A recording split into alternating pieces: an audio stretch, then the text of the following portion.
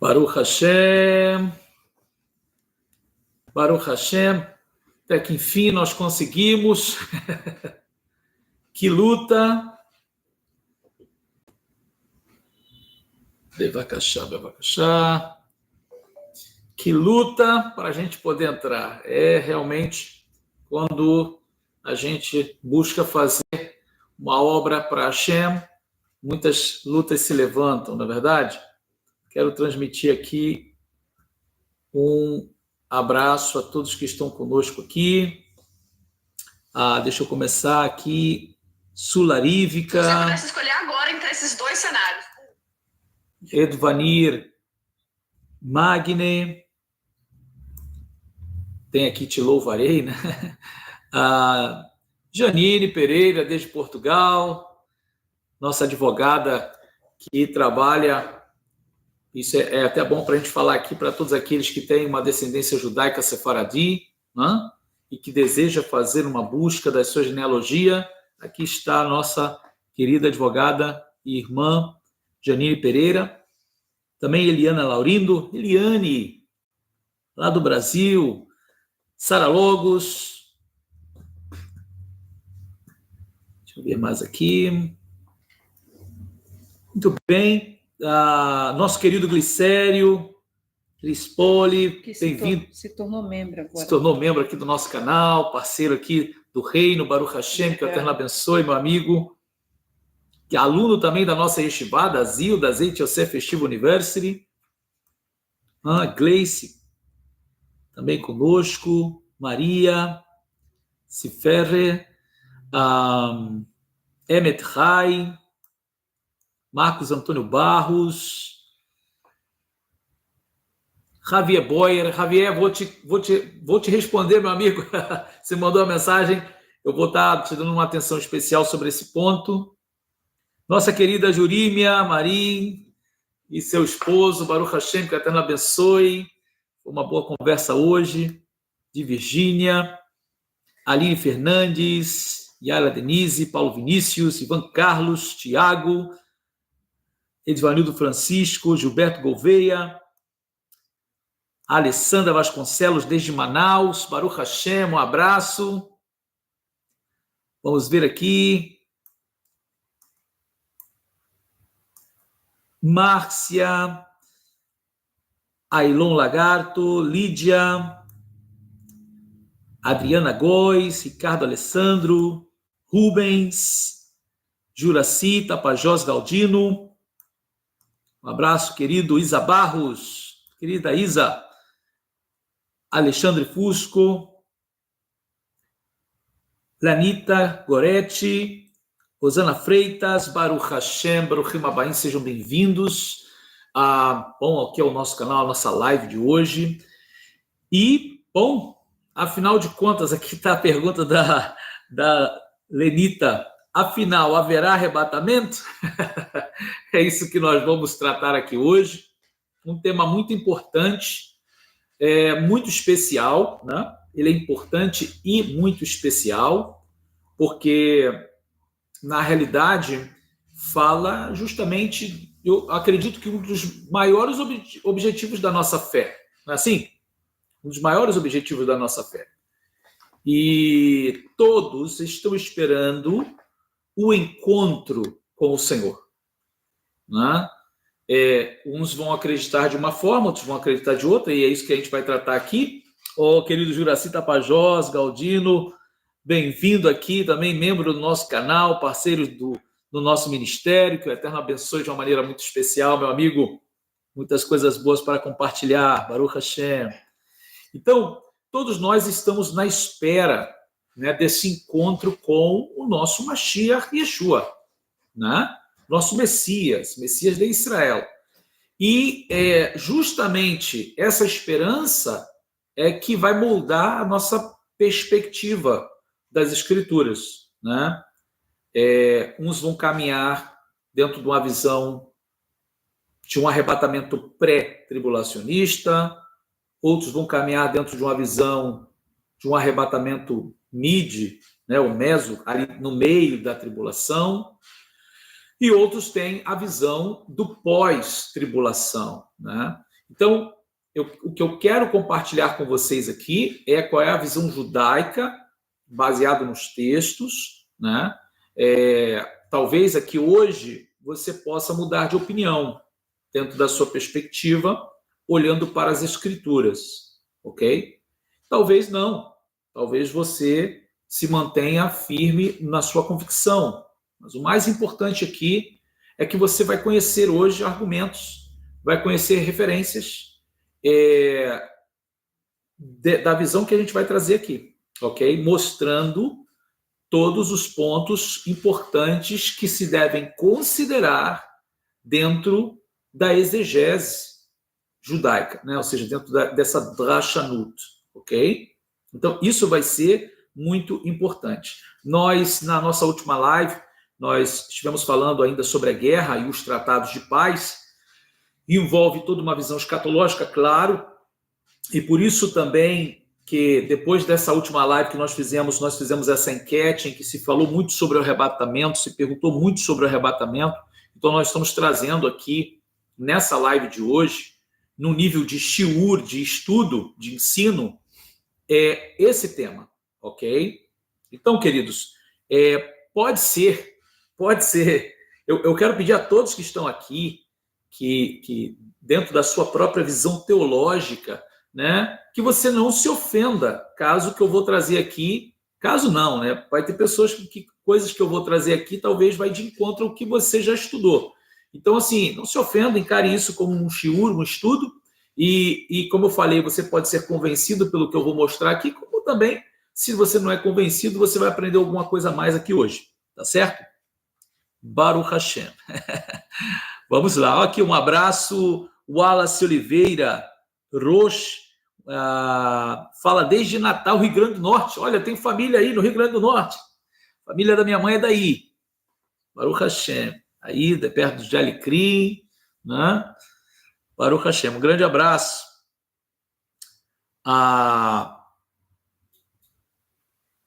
Bom, então vamos lá. Eu quero já compartilhar com vocês aqui.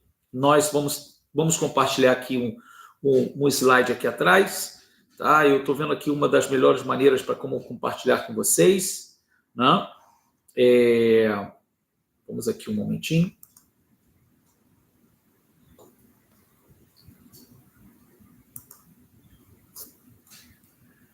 Bom, vocês estão vendo aí já, né, uma apresentação até da nossa Yeshiva, da Zeit Yosef Yeshiva University, que já estamos já com as vagas abertas, né, para inscrições.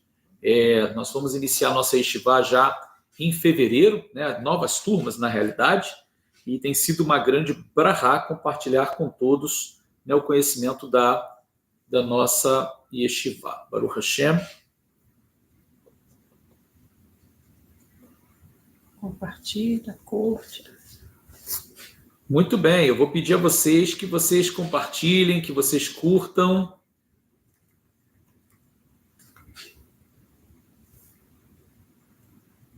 Bom, eu já vou deixar essa imagem aí, porque o que a gente vai falar daqui a pouco você já vai entender, tá certo? Mas quero que você acompanhe comigo. Olha só, nós vamos falar sobre o arrebatamento. O arrebatamento pré-tribulacionista, mid, meso e pós, qual deles é o verdadeiro? O que se harmoniza? Eu vou perguntar assim para vocês, olha, o que se harmoniza de fato, realmente, mamash, com o que está escrito? Tá? Se eu posso, né, eu trazendo uma introdução para vocês, a doutrina do arrebatamento pré-tribulacionista, eu quero focar aqui, vocês vão perceber que os textos que eu vou trazer aqui, eles vão dar a você um direcionamento. Você vai perceber que a doutrina pré-tribulacionista, ela não vai se sustentar. De que eu estou querendo falar já desde agora? E eu peço que você continue, você não saia não, fique aí para você entender o que eu vou trazer para você. Tá? O que eu estou querendo dizer é que o que se tanto espera, provavelmente, o arrebatamento antes da tribulação, não vai acontecer. Ok? Ele vai acontecer no meio? Vamos ver o que os textos vão dizer para a gente. Ele vai acontecer no final? Vamos ver o que os textos vão dizer para a gente, tá bom? Então, isso vai ser muito importante. Como eu falei aqui, talvez vai de encontro ao que você já aprendeu, mas eu quero saber, quero mostrar para você que muita gente que acredita num arrebatamento pré-tribulacionista,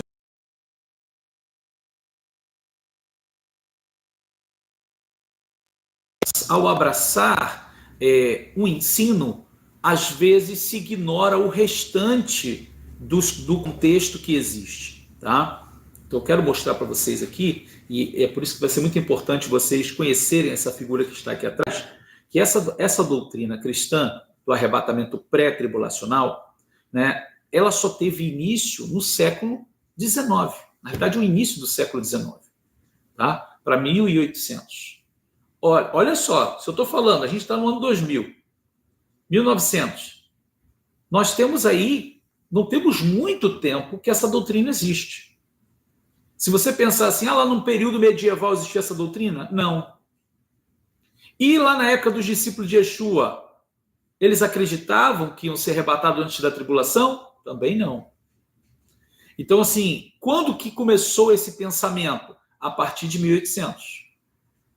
Eu vou mostrar para vocês aqui que, inclusive, essa pessoa que está aqui, né, o John Nelson Darby, ele vai ser uma das pessoas principais para essa doutrina.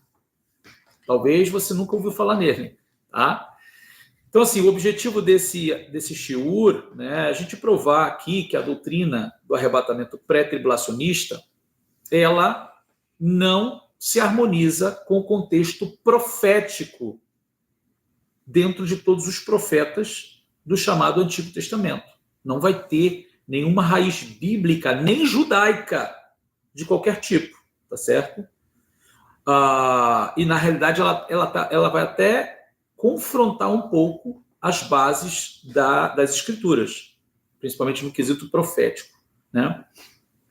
Então, assim, é uma doutrina de paz e segurança que pode futuramente prejudicar a fé de muita gente, que eu vou trazer tudo para vocês aqui, tá certo? Então, vamos lá, vamos avançar aqui no nosso shiur.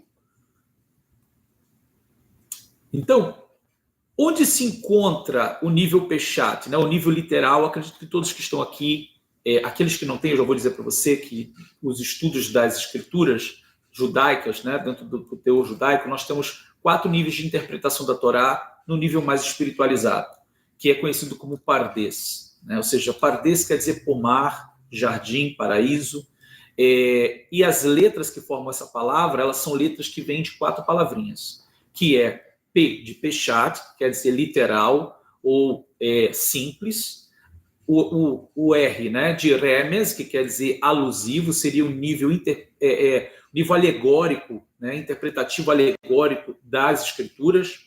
A letra D é o Drash, que é o nível mais exegético das escrituras, onde se busca conhecer a raiz das palavras.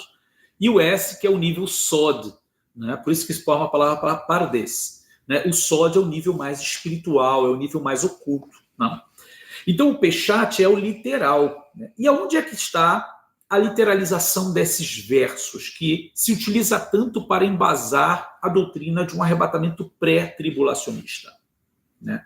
Então, o segundo dos maiores problemas com essa doutrina é que já, assim, de antemão, de cara, ela fere o Midrash. Né? O que seria, né, o Midrash? É o que eu acabei de falar para vocês aqui. Né?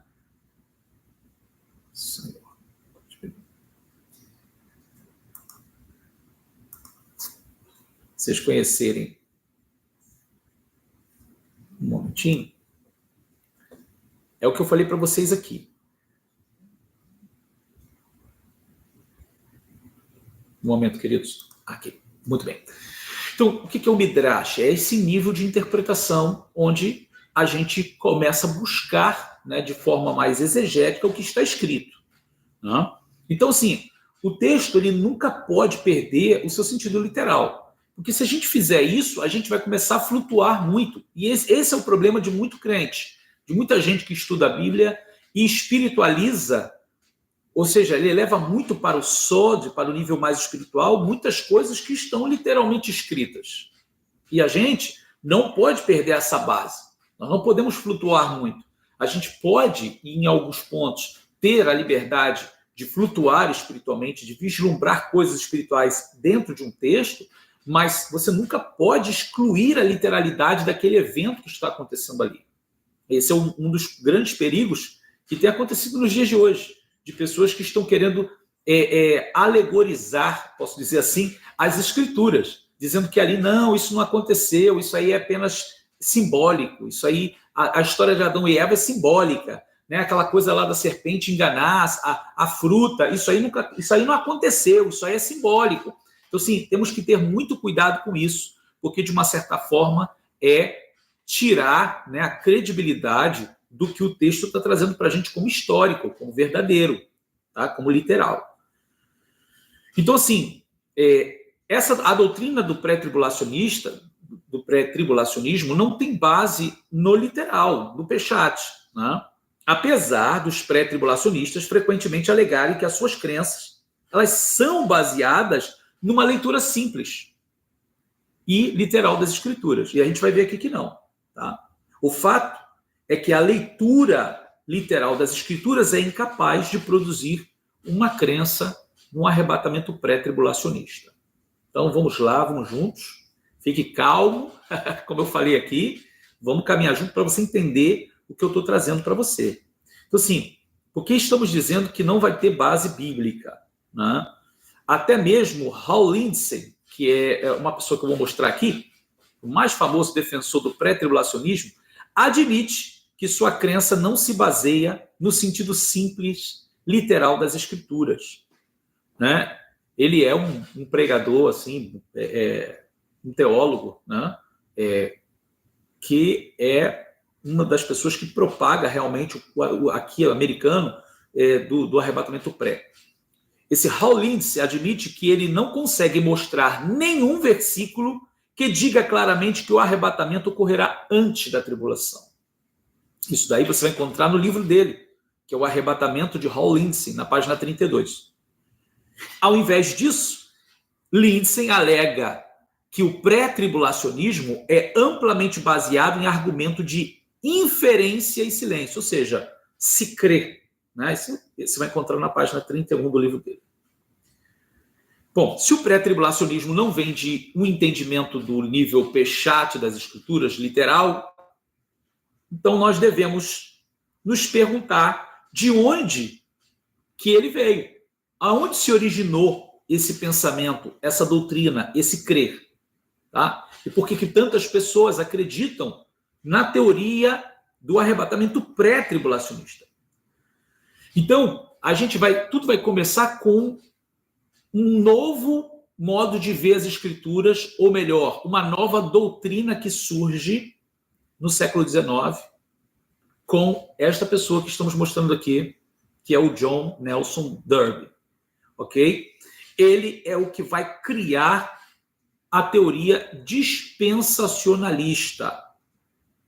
Creio que muita gente que conhece, que enxerga as Escrituras como dispensações, dispensação da inocência, dispensação patriarcal, dispensação da lei, a dispensação da graça, né? Aonde que por tipo de níveis de dispensação você vai eliminando a anterior.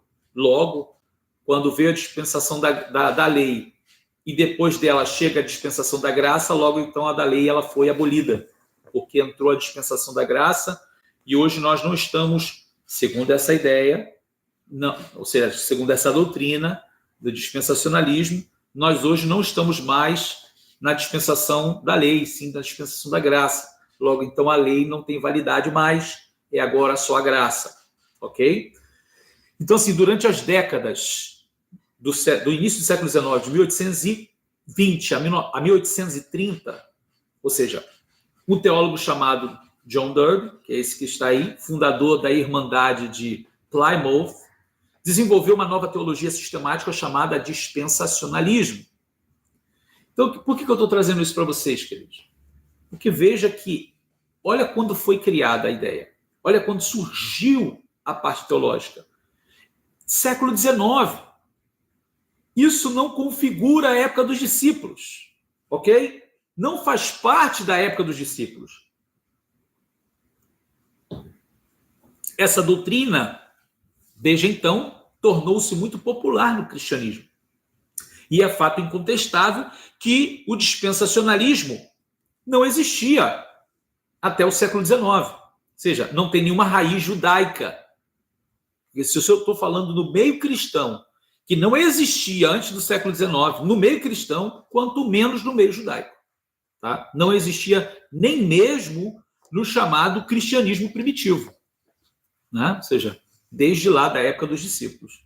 Não se tem. E aí a gente vai agora entrar dentro da questão de textual. Nós vamos entrar nos textos. Tá? Então, assim, a origem de um grande equívoco, vamos dizer assim, com a maioria dos teólogos do século XIX, desse ano assim, de 1800 e pouco. John Darby era antinomiano. Como você está vendo aqui, olha, eu vou colocar aqui para vocês.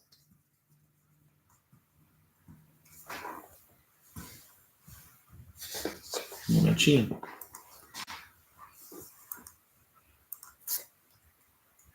Então aí, ó, ele era antinomiano. O que significa antinomiano? Né? É justamente uma pessoa que não crê mais no cumprimento da lei. Então, assim, ele acreditava que a lei de Moshe, a Torá de Moshe, a Torá, a lei de Deus, né, a lei do Eterno, tinha desaparecido na cruz. E eu quero dizer, queridos, que há muita gente que acredita ainda assim. E eu digo com todas as letras que está equivocado. Está errado. Muita gente aprendeu errado e continua crendo errado e ensinando errado. Ou seja, dentro da sua própria equivocação. Certo? Darby se sentia incomodado com os sérios problemas trazidos por esta doutrina. Darby percebeu que durante os 7 anos da última semana profética de Daniel, veja isso, ponha a sua atenção nisso. Olha o que ele entendeu. Ele percebeu que durante os 7 anos da última semana profética de Daniel, os sacrifícios estariam sendo feitos no templo. Não é o que está escrito lá? Que o anticristo vai fazer cessar o sacrifício contínuo? Então, assim, como a lei de Moisés, está claramente sendo cumprida durante os 7 anos da tribulação, Darby concluiu que a lei voltaria a ter validade no início da tribulação. Claro que para que os sacrifícios sejam parados, eles têm que voltar. E para que os sacrifícios sejam considerados como que profanado o templo, ou seja, a lei tem que ter validade para validar a profanação, certo? Então, essa linha de raciocínio fez Darby segregar as histórias bíblicas e proféticas em períodos compartimentados. Então, aqui é uma coisa, aqui é outra e aqui é outra. Então, antes de Yeshua chegar em graça, Yeshua chega, arrebata a igreja, agora volta o período da lei de novo, e depois Yeshua volta para poder estabelecer ali o reino de novo. Darby teorizou que o período da lei tinha acabado na cruz e que o período da graça, ou período da igreja, tinha começado na cruz. Então, com a tribulação, o período da lei volta e o período da graça termina. Você já ouviu muito isso, né? A porta da graça se abriu e agora, quando Yeshua voltar, né, a porta da graça vai se fechar novamente. Bom, quando a gente olha para todo esse quadro, né, qual é o problema que a gente vai encontrar? O problema que a gente vai encontrar é o problema que ele encontrou. E aí eu quero que você preste atenção. Então, assim, se o Eterno vai voltar a lidar com Israel, o que vai acontecer, então, com a igreja? Né? Certamente, a igreja não sairia do período da graça para voltar para a lei. Você está compreendendo o pensamento dele? Se, ao entrar a tribulação, a porta da graça se fecha e a igreja está aqui ainda, e vai voltar o período da lei, a igreja não pode entrar no período da lei de novo. Então, o que vai acontecer com a igreja, então? como consequência dessa linha de raciocínio, Derby adotou a ideia de um arrebatamento pré-tribulacionista, que havia se tornado tão popular entre os irvinguitas, ok? Que já acreditavam nessa teoria por um outro pregador, por um outro teólogo. Essa ideia dizia que a igreja sairia da terra no início da tribulação, deixando Israel para trás para sofrer na tribulação durante o período da volta da lei. Derby agora tinha outro problema. Qual é o outro problema? Se a igreja fosse arrebatada deixando Israel para trás, o que dizer então dos judeus crentes? Estes seriam arrebatados junto com a igreja ou ficariam para trás com Israel? Derby inventou outra solução completamente louca, né? Que é a dicotomia igreja-Israel. Essa teoria ensinava que um judeu que se tornava crente no Messias passava a fazer parte da igreja e não era mais parte de Israel. Com o resultado disso, ninguém poderia ser parte tanto da igreja quanto de Israel. Segundo essa teoria, judeus crentes deixariam de ser judeus e se tornariam parte da igreja, que ele ensinava conter pessoas que não eram nem judeus nem gentios. Então, você está percebendo que muita gente ainda crê nessas mesmas coisas hoje? Talvez você que esteja aqui na live pode acreditar também nisso. Mas de onde que veio esse ensino? Eu quero sempre mostrar para vocês que esse ensino não vem de lá dos apóstolos. Esse ensino, essa crença, essa teologia, ela foi desenvolvida no século XIX. Século XIX. Olha, está pertinho da gente. Tá? Então, antes da gente continuar aqui, eu quero te pedir que você compartilhe. Compartilhe esse vídeo, queridos. Compartilhe com outras pessoas para que possam acompanhar conosco aqui o ensino, né? Para que esse estudo possa chegar a outras pessoas e elas possam ter mais clareza, ainda dentro dos textos que nós vamos falar aqui ainda hoje. Então, novamente, né? Deixa o like também, não deixe de curtir aqui o nosso vídeo, que vai ser muito bom aqui para que... 250 pessoas. São 250 pessoas conosco aqui na live agora. E só tem 145 likes. Dá um like aí pra gente, tá bom? E compartilha o vídeo. Bom, então vocês entenderam até aqui que, de fato, o ensino ele não é antigo. O entendimento dispensacionalista e pré-tribulacionista, ele vem do século XIX. Bom, vamos falar dos 3 equívocos que se tornaram pilares do dispensacionalismo. Quais são? Primeiro, a lei não seria mais para hoje. A lei acabou. Esse seria o primeiro pilar. Segundo, o arrebatamento pré-tribulacionista. Ou seja, antes da grande tribulação, Deus virá arrebatar o seu povo. E 3, a dicotomia igreja-Israel. Uma vez que o judeu aceitou a Jesus, ele não é mais parte de Israel.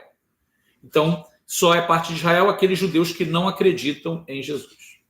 Entenderam, então, qual era a linha de pensamento dele, né?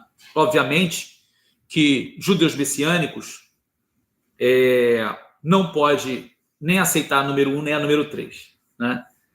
Que ou seja, a lei não ser mais para hoje, isso é impossível da gente aceitar isso, e que se você é judeu, você não é parte da igreja, e se você é da igreja, você não é mais judeu. Ou seja, a ideia de crer em Yeshua, né? A número 2, que é o arrebatamento pré, só seria necessária por causa de uma crença no número 1, entender que a lei não era mais para hoje. Então, como resultado, o judaísmo messiânico é incompatível com o dispensacionalismo.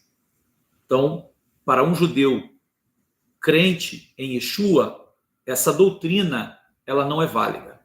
Ela não existe. Dispensacionalismo não existe. Nunca existiu. Deus tratou com tempos diferentes, é verdade, com períodos diferentes, é verdade, mas estabelecer uma doutrina de dispensações, você se vê obrigado a ter que desprezar a lei de Deus quando entrou a dispensação da graça. E isso é inaceitável, né? Muito bem. Quantas vindas do Mashiach, ou seja, do Messias de Israel, quantas vezes ele vai vir? É uma só? É duas? Isso se tornou até tema dos nossos vídeos de refutação, né? contrários a quem nega Yeshua como Messias. O Tanar, que é a Bíblia judaica, né? Ou seja, contendo ali o chamado Antigo Testamento. Muito bem, deixa eu só fazer aqui uma observação. Nós temos aqui o Projeto Edificando Vidas, que também contribuindo aí com o nosso ministério aqui, né? Que o Eterno abençoe. E ele faz uma pergunta. Ok, ele faz também uma pergunta aqui, fala sobre o milênio e o que o gentio tem que guardar. Não, com certeza o milênio ele vai automaticamente ter que vir assim, né, como consequência aqui de tudo que a gente está falando, com certeza a gente vai mencionar aqui. E a secretária nos ajuda aqui a lembrar também. Então, assim, quantas vezes o Messias tem que vir? Ora, a Bíblia hebraica, ou seja, o chamado Antigo Testamento, vai mostrar para a gente que ele vai vir 2 vezes. Ou seja, o Messias tem 2 vindas, embora os rabinos antigos, e nós já tratamos desse tema, rabinos do período do Talmud babilônico, que é ali do século 3, século 4, depois de Yeshua, já tinham um entendimento do Messias sofredor, já haviam entendido a questão de Zacarias 9:9, de que o Messias viria pobre, justo, montado no jumentinho, e que também, em outro momento, ele viria, como lá no capítulo 7 de Daniel, poderoso e nas nuvens do céu. Então, assim, como nós falamos aqui, uma como servo e outra como rei. Contudo, fica evidente que os que acreditam no arrebatamento prematuro, né, ou seja, pré, vão em contra desse ensino por crerem em 3 vindas do Messias. Não, mas nós não acreditamos em 3 vindas, acreditamos em 2. Não, você pega uma vinda e divide ela em 2. Uma pública e uma secreta. Quando isso não está escrito, né? Então, assim, uma vez que o retorno do Messias tem sido entendido por séculos como sendo a segunda vinda do Messias, os que creem no arrebatamento pré precisam mudar a expressão para uma terceira vinda. Ou seja, insistir como que a maioria faz, né? De que o arrebatamento pré não é, de fato, uma vinda do Messias, que seria algo secreto. Então, assim, se eu entender que ele vai vir de novo, mas ele vem primeiro secreto e depois vem publicamente, então estou falando de 3 vindas, né? Bom, então assim, se essa teoria ela fosse válida, as escrituras deveriam ensinar sobre um aparecimento pré-tribulacionista do Messias, que é uma vinda do Messias propriamente dita, seguida de uma vinda do Messias após a tribulação. E mais, as escrituras não poderiam identificar Hatifá, que chamamos em hebraico, Hatifá, né? Ou seja, o arrebatamento, como se referindo à vinda do Senhor. Não deveríamos também esperar que a vinda pós-tribulacionista do Messias fosse chamada de aparecimento. Então, assim, vamos agora examinar os versos, tá? À luz das Escrituras, onde estão versos que vão falar sobre a vinda, tá? Eu tenho aqui para compartilhar com vocês aqui. Um momentinho.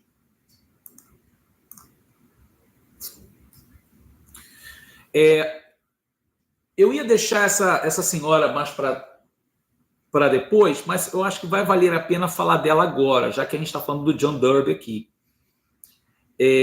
Não sei se todos que estão aqui conhecem a Margaret MacDonald. Ok? Deixa eu passar aqui um pouquinho, que eu vou mostrar para vocês aqui um pouco de quem ela é, de qual é a história dela, qual é a importância que ela tem no que a gente está falando. Vocês viram até aqui que eu mencionei para vocês que essa teologia ela começa sendo divulgada, difundida pelo John Darby. Mas, além da sua própria interpretação dos textos, criando o dispensacionalismo, ele teve uma certa influência do que aconteceu com essa jovem. Olha, Margaret MacDonald nasceu em 1815 em Port Glasgow, na Escócia, e morreu em 1840. Ela vivia com seus irmãos mais velhos, James e George. A Margaret e Robert Norton foi a partir das visões da adolescente Margaret, que nessa época tinha por volta dos seus 15 anos, que essa doutrina começou a ganhar força. Então, assim, como que começou a ganhar força? Você vai ter uma ideia aqui agora.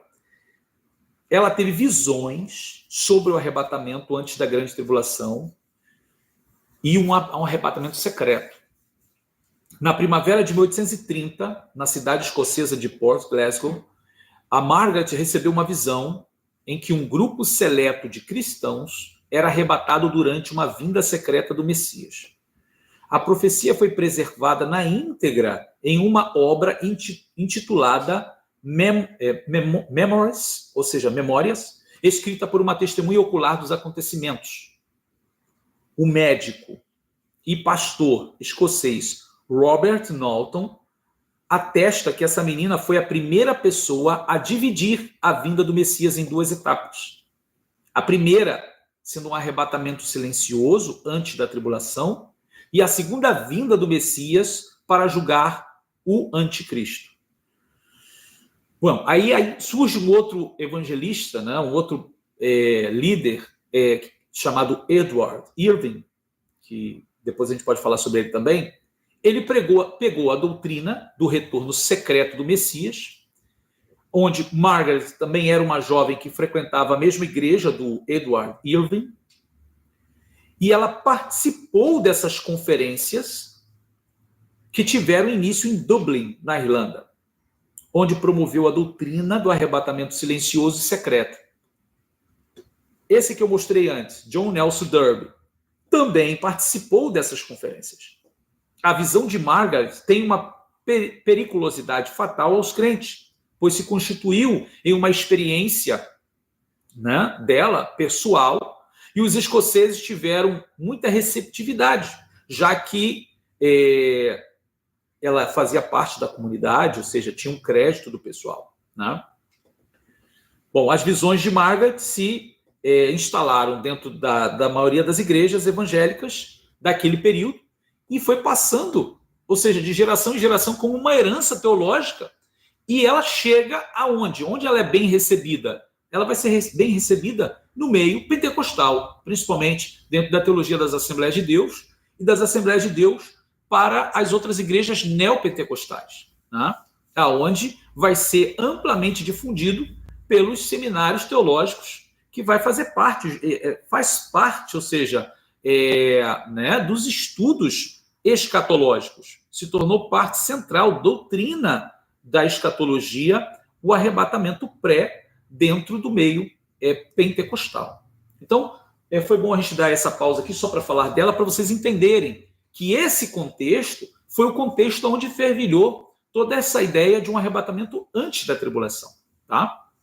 Então, assim, como nós já olhamos aqui dentro das Escrituras sobre essa questão de primeira vinda, segunda vinda, não ter nenhum espaço para uma terceira, você não vê ninguém falando de uma terceira, então eu quero ir com vocês aos versos, tá? Vamos aqui, olha.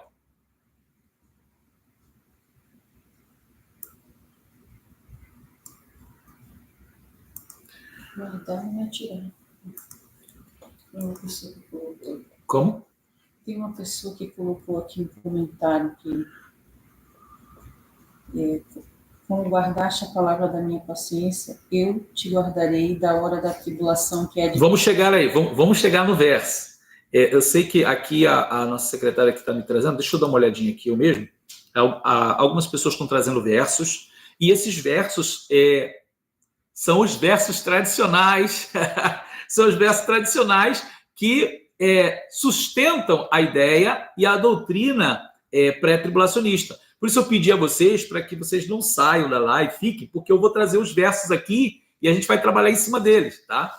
Assim, às vezes, se entende um verso dentro de um contexto que não seria o real, né?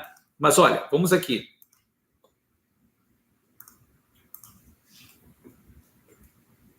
Então aqui, olha, vamos ao nosso primeiro verso aqui, olha.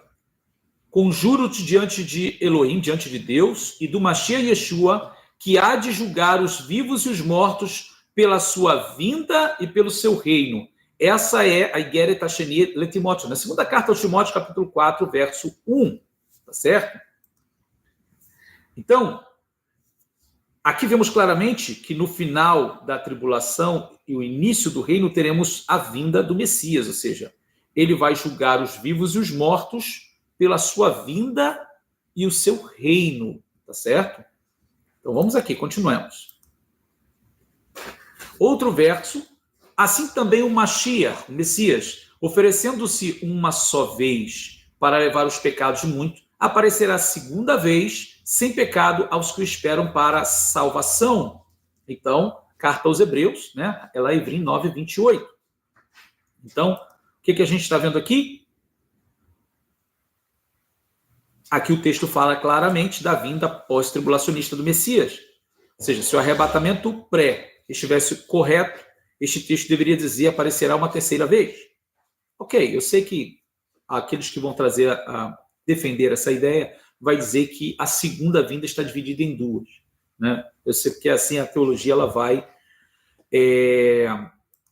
dividir dessa forma, né? Então vamos aqui continuar mais uma vez. Outro verso diz: portanto, irmãos, sedes pacientes até a vinda do Senhor. Então, novamente, falando que o Messias vai vir, ou seja, então, ser paciente até a sua vinda. Não? Esse texto aqui claramente instrui que a nossa esperança deve ser na vinda do Senhor e não em um aparecimento do Senhor. Ok? Ok. Vamos aqui mais um verso que já está aí na tela. Dizemos, pois, isto pela palavra do Senhor, que nós, os que ficarmos vivos para a vinda do Senhor, de modo algum precederemos os que já dormem, porque o Senhor mesmo descerá do céu com um grande brado, a voz do arcanjo, ao som do chofar, né, da trombeta de Deus. E os que morreram no Messias ressuscitarão primeiro. Depois nós, os que ficarmos vivos, seremos arrebatados juntamente com eles nas nuvens, ao encontro do Senhor nos ares, e assim estaremos para sempre com o Senhor. Essa é a Igreja Tradicional Tessalonicense, né, a 1 Tessalonicenses 4, do 15 ao 17. Então, esta é a passagem que fala do arrebatamento, ou seja, é a passagem que vai utilizar o termo arrebatamento. Mas esta passagem também se refere à vinda do Senhor. Então, assim, não usa a palavra aparecimento, usa a vinda do Senhor. Vemos, portanto, que a teoria de um arrebatamento pré, que crê em 3 vindas ou em 2 vindas e um aparecimento do Messias, ela está desconexa, ela está desconectada do restante das Escrituras, né, que vão falar apenas de 2 vindas. Então, se ainda vai implicar em uma outra questão, que nós temos descritos no Sefer Galut, no Apocalipse, 2 ressurreições. A Hatkumá Rishoná, a primeira ressurreição, e a Hatkumá Aharoná, ou Shniá, que é a segunda ressurreição ou a última ressurreição. Né? Primeira ressurreição e segunda ressurreição, ou última. Então quer dizer que os santos que vão ressuscitar para o arrebatamento pré, que vão ressuscitar, seria uma terceira ressurreição, então? Seria uma ressurreição secreta? E o livro de Apocalipse não nos fala de uma ressurreição secreta? Então, assim, é uma outra coisa para pensar. Então, como a gente resolve a expressão do ladrão na noite? Né? Das grandes palavras-chave do pré-tribulacionista, né? O pré-tribulacionismo, é a expressão ladrão na noite. A teoria pré-tribulacionista usa este termo para descrever o arrebatamento pré como um arrebatamento secreto, no qual a igreja é removida da terra secretamente. Isto, contudo, é tirar a expressão completamente do seu contexto e usá-la de maneira equivocada.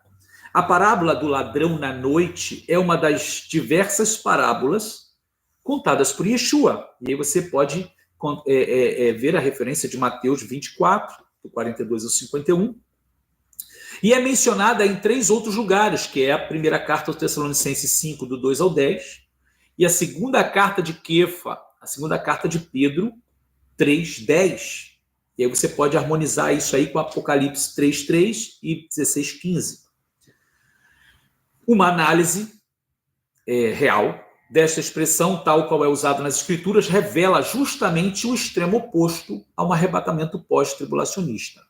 Então, vamos analisar a parábola agora em si, né? Vamos utilizar o texto de Mateus 24, 42. Diz assim: Vigiai, pois, porque não sabeis em que dia o vosso Senhor vem.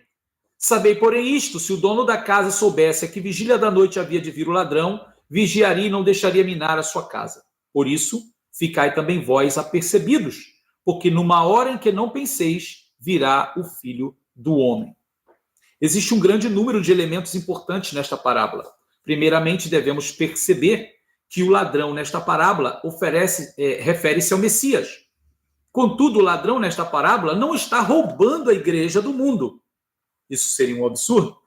Mas sim, o termo ladrão é usado para identificar que o Messias virá num momento inesperado. O ladrão aqui, ele só é uma referência ao Messias que vem pelo sentido do secreto, do inesperado, quando ninguém espera, quando ninguém vê, não pelo roubo em si. Há muita gente que faz a comparação dizendo: o que o ladrão faz? Ele pega o que é de mais precioso. Sim, Yeshua virá pegar o que é de mais precioso. Como que dizendo que ele vai roubar a igreja do mundo, né?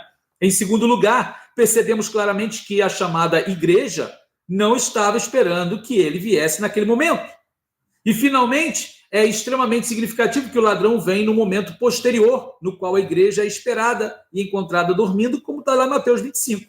Né? Ou seja, Mateus 25, na parábola das virgens, vai mostrar que o Messias chegou depois do período do sono. Ou seja, está todo mundo dormindo, e aí elas despertam, presta atenção, e ele não pega todo mundo dormindo, elas despertam para entrar com ele. Então, assim, a parábola do ladrão, as pessoas continuam dormindo, e ele rouba e ninguém vê.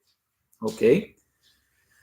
Então, o sono da apostasia nos últimos dias, ao longo das escrituras, nós vamos ver que o dormir é um eufemismo para apostasia.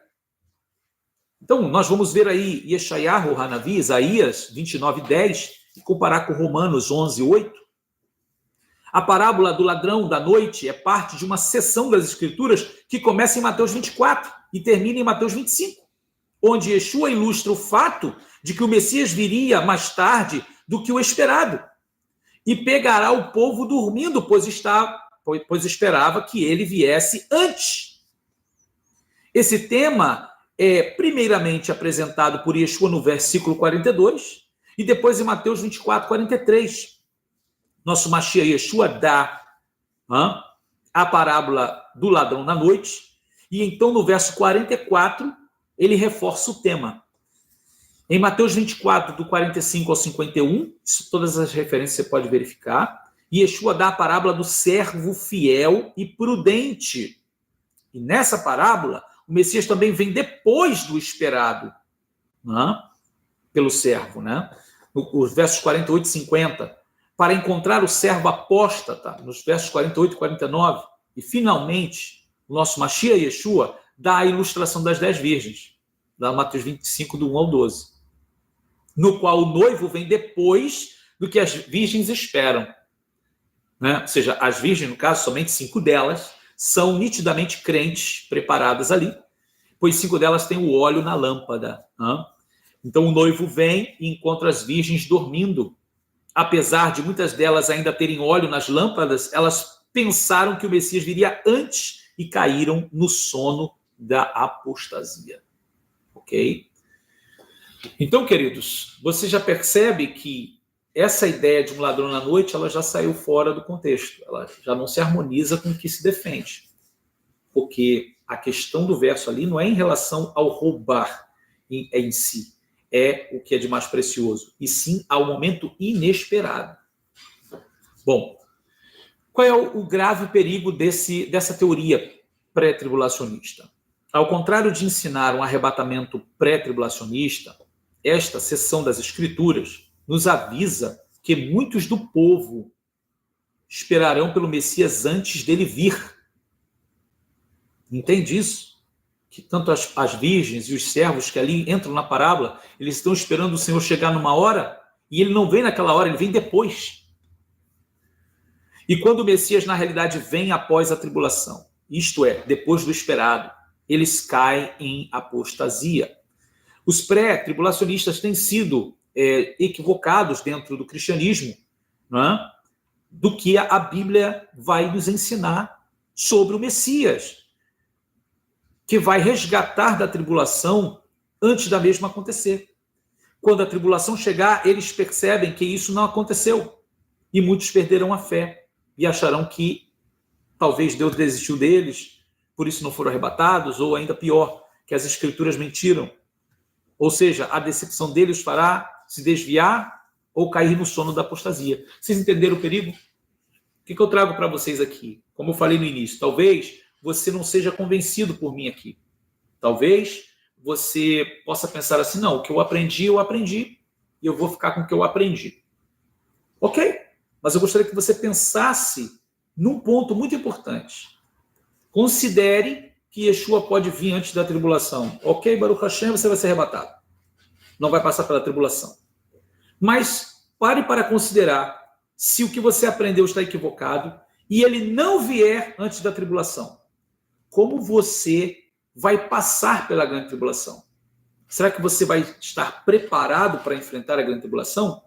Se você tiver que passar por ela, será que você se preparou antes para ela? Ou será que você vai se decepcionar a tal ponto, talvez, de abandonar a fé? Claro, que Deus nos livre, né, de abandonar a fé. Mas é uma pergunta que eu faço. Imagina quantas pessoas estão esperando Yeshua voltar antes da tribulação, antes de ver o anticristo, antes de ver o templo, antes de ver tudo isso. E se de repente ela se der conta que ele não veio, e que o anticristo está no cenário, e que as pragas estão vindo, e que as coisas estão vindo, como vai estar a fé dela? O que os pastores e teólogos que ensinaram a doutrina do pré-tribulacionismo vão responder a essas pessoas? E aqui o que eu estou trazendo para vocês é justamente esses dois pontos. Ou seja, o que pode ocorrer com a pessoa que esperou o arrebatamento antes da tribulação e ele não aconteceu? Então, é importante considerar os dois pontos. Não é? No Sefer Hit Galut, Apocalipse 3, lemos: lembra-te, portanto, do que tens recebido e ouvido, e guarda-o e arrepende-te. Pois, se não vigiares, virei como um ladrão, e não saberás a que hora sobre ti virei. Esta passagem claramente se refere ao texto de Mateus 24, 42, 44. E aqui o Messias está se referindo à comunidade de Sardes. E indica que ele virá em um momento em que a comunidade não espera. A implicação da expressão "se não vigiares" é a de que o Messias virá após a tribulação, ou seja, depois do esperado, e encontrará crentes dormindo, ou seja, na apostasia. Vamos falar nesse ponto agora de um contexto judaico, um conceito, né, judaico, que todos aqueles que estão vivendo o judaísmo messiânico sabem, o grande Shabat, conhecido pela igreja por muitos como o milênio, né? E o que relação eles têm com a vinda do ladrão na noite. Na segunda carta de Kefa, de Pedro 3,10, lemos: virá, pois, como ladrão o dia de Adonai, no qual os céus passarão com grande estrondo e os elementos ardendo se dissolverão, e a terra e as obras que nela há serão descobertas. Aqui, o Yom Adonai, o dia em questão, refere-se ao dia de 1000 anos do reinado do milênio, o grande Shabat, né? 2 Pedro 3,8, Salmo 90, verso 4, Apocalipse 22, 7. Este dia de 1000 anos começa com a segunda vinda do Messias. Seja aí Apocalipse 19, 11 e 20, verso 2. Termina com a destruição da terra por fogo. Apocalipse 20, do 7 ao capítulo 21, verso 1.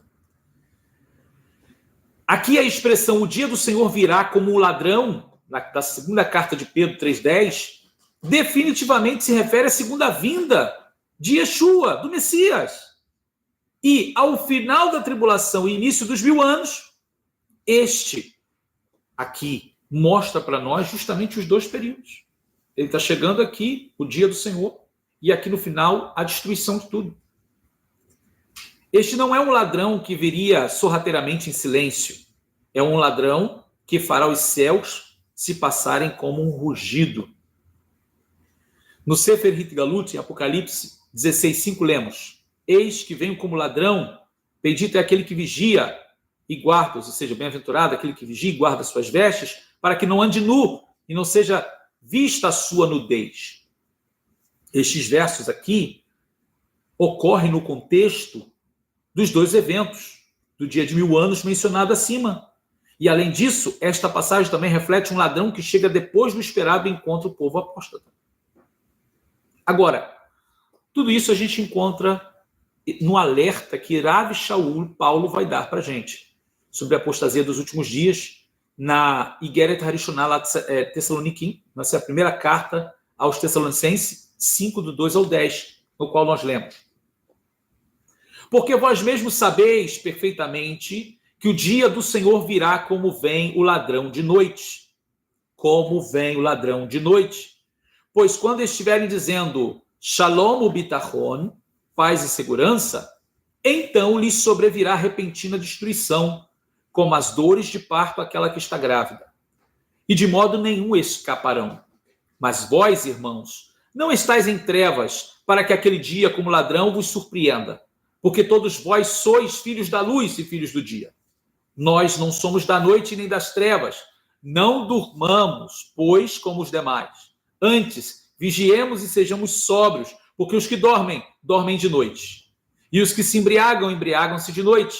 Mas nós, porque somos do dia, sejamos sóbrios, vestindo-nos da couraça da fé e do amor, e tendo por capacete a esperança da salvação.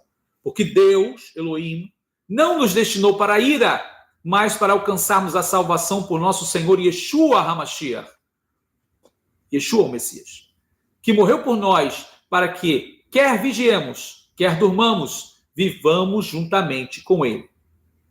Então você ouviu todos os versos que eu li aqui. Agora, na leitura dessa passagem, devemos lembrar as passagens do ladrão de noite, a qual esta passagem claramente faz alusão.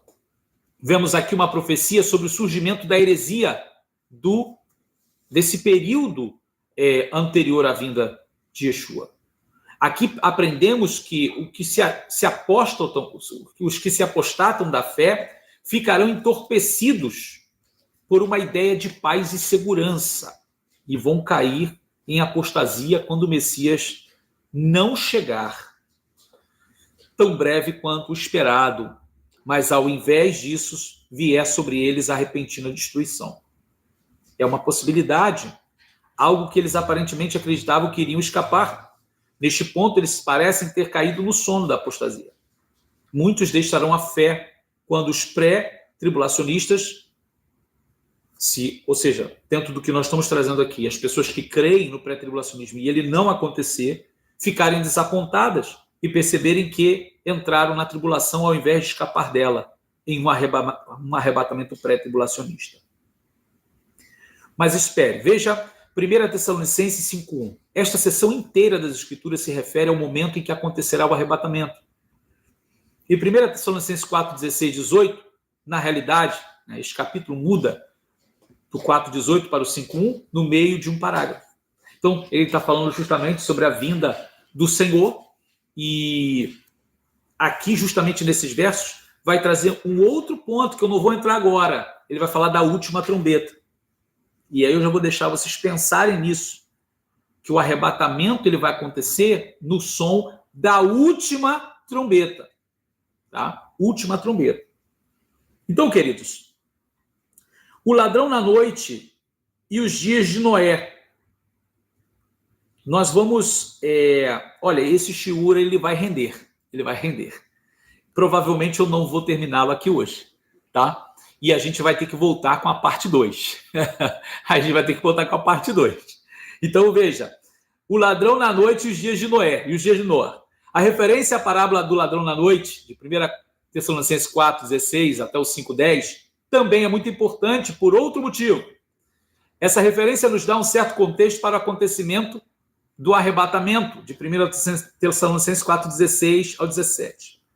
E a parábola do ladrão na noite de Mateus 24 acontece num grande segmento de Mateus 24, o qual claramente discute a vinda do Messias após a tribulação. Mateus 24, 29. O ladrão na noite de Mateus 24 vem no momento em que é como os dias de Noé, os dias de Noé, antes do dilúvio.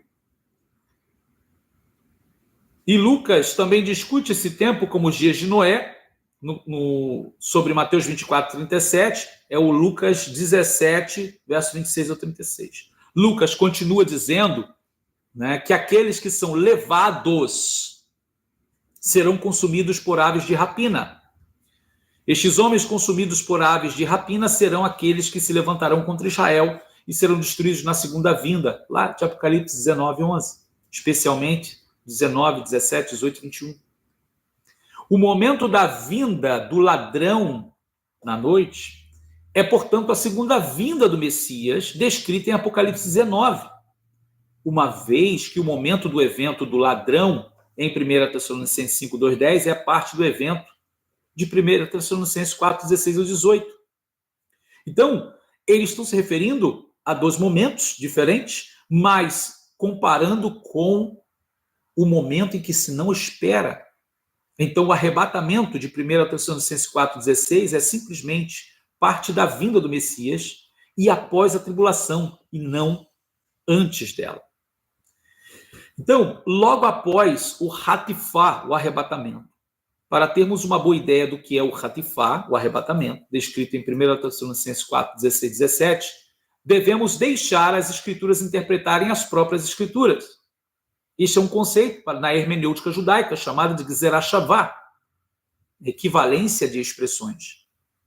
Esta é a segunda das leis de Hillel. A primeira passagem que devemos comparar é de Tessalonicenses 4, 16 ao 17, com 1 Coríntios 15, 52. Que aqui se encontra a primeira carta aos Tessalonicenses 4, 13 ao 17. Não queremos, porém, irmãos, que sejais ignorantes acerca dos que já dormem, para que não vos entristeçais como os outros que não têm esperança. Porque se cremos que Yeshua morreu e ressurgiu, assim também aos que dormem, Deus, mediante Yeshua, os tornará a trazer juntamente com ele. Dizemos, pois, isto pela palavra do Senhor, que nós, os que ficarmos vivos para a vinda do Senhor, de modo algum precederemos os que já dormem, porque o Senhor mesmo descerá do céu com brado, a voz do arcanjo e ao som da trombeta de Deus. E os que morreram no Machia ressuscitarão primeiro. Depois nós, os que ficarmos vivos, seremos arrebatados juntamente com eles nas nuvens, ao encontro do Senhor nos ares, e assim estaremos para sempre com o Senhor. Agora compare isso que nós lemos aqui, da 1 Tessalonicenses 4, com 1 Coríntios 15, do verso 50 ao 55. Digo-vos isto, irmãos, que carne e sangue não pode herdar o reino de Deus, nem a corrupção herda a incorrupção. Eis aqui vos digo um mistério. Nem todos dormiremos, mas todos seremos transformados. No momento, no abrir e fechar de olhos, ao som da última trombeta, o último shofar, porque o shofar soará, a trombeta soará, e os mortos serão ressuscitados incorruptíveis, e nós seremos transformados. Porque é necessário que isto que é corruptível se revista da incorruptibilidade, e que isto que é mortal se revista da imortalidade. E quando isto que é corruptível se revestir de incorruptibilidade, e isto que é mortal se revestir de imortalidade, então se cumprirá a palavra que está escrito: tragada foi a morte na vitória. Onde está, ó morte, o teu aguilhão? Onde está, ó inferno, a sua vitória? Certamente, essas duas passagens, obviamente, falam do mesmo evento. E a questão é, que tipo de contexto é 1 Coríntios 15 e dá o arrebatamento 1 Tessalonicenses 4, do 13 ao 17? E a minha pergunta para vocês é, que última trombeta é essa? Porque se tem última, preste atenção no que eu vou dizer, hein? E eu vou terminar essa parte, porque a gente não vai conseguir dar esse shiur todo hoje. Então, a gente vai terminar esse shiur de hoje com a primeira parte do arrebatamento, tá certo? E a gente vai ter uma outra live na segunda parte. Mas eu vou terminar deixando para vocês o seguinte. Se 1 Tessalonicenses 15, que nós vemos agora aqui, do verso 50, 51 em diante, ele fala que o arrebatamento vai ocorrer ao som da última trombeta. Se é última, pelo menos eu tenho que ter duas. Porque aí eu digo assim, ó, primeira e a última. Mas existe dentro do Novo Testamento, da Brit Hadashah, um contexto em que eu tenho 7 trombetas, lá em Apocalipse. Vai lá agora e dá uma olhadinha o que acontece no toque da última trombeta. Então, eu vou deixar vocês suspensos nesse... Temos bastante coisa para falar ainda. Então, a gente vai ter que ter um vídeo 2 aqui. A gente já tem 1 hora de live.